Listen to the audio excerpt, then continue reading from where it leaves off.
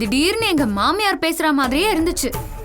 அவங்க தானே அவன் என்ன பண்ணாலும் சப்போர்ட் பண்ற மாதிரியே பேசிட்டு இருப்பாங்க. ஸ்வேதா, இது சப்போர்ட் பண்றதுக்கான அர்த்தம் இல்ல. எங்க வண்டி வேக வேகமா போய் எங்கேயாச்சும் இடிச்சு நின்னு போயிருங்கிற பயம்தான். மா, இதுக்கு மேலயும் என்னம்மா இடிக்கணும்? மனசு முழுக்க ஒரு மாதிரி ரண வலியில இருக்குமா. இந்த வலிக்கு என்ன காரணம்? என்னைக்கோ நீங்களே ஆரம்பிச்சு வச்சதுதானே. அப்பா, ஏங்க நீங்க கொஞ்சம் சும்மா இருங்க. ஆமாங்க, நாங்க தப்பான முடிவு தான் எடுத்துட்டோம்.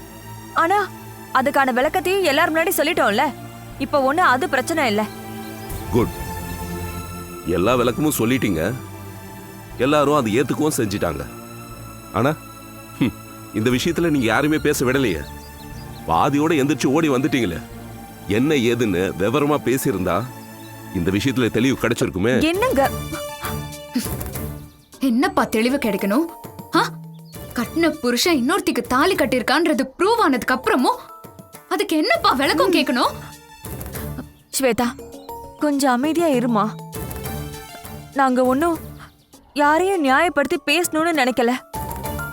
எங்க மனசு பூரா உன்னோட வாழ்க்கை பத்தின கவலை தாண்டி இருக்கு. நீ இப்போ தனி ஆள் இல்ல, வயித்துல குழந்தையோட இருக்க. இப்படி இருக்கிற நேரத்துல புருஷனை ஒதுக்கி வச்சுட்டு நீ உட்கார்றது ரொம்ப தப்புமா. ஆமா செல்லம், மாப்பிள்ள கூட தனியா பேசுமா. எல்லா தப்புக்குள்ளயும் ஒரு நியாயமும் ஒளிஞ்சிருக்க சான்ஸ் இருக்கு. ஸ்டாப் இட் பா. இந்த வீணா போன சென்டிமெண்ட், இதெல்லாம் தேவையில்லாத பிலாசபி. இதெல்லாம் விட்டு தொலைக்கிறீங்களா? வயித்துல குழந்தை இருந்துட்டா கேடு கெட்ட புருஷனா இருந்தாலும் ஓடி போய் கால்ல விழுந்து கிடக்கணுமா? ஸ்வேதா, இப்ப என்ன செய்ய போற? கொஞ்சம் வெயிட் பண்ணுங்க, நானே ஒரு நல்ல முடிவா எடுக்கிறேன்.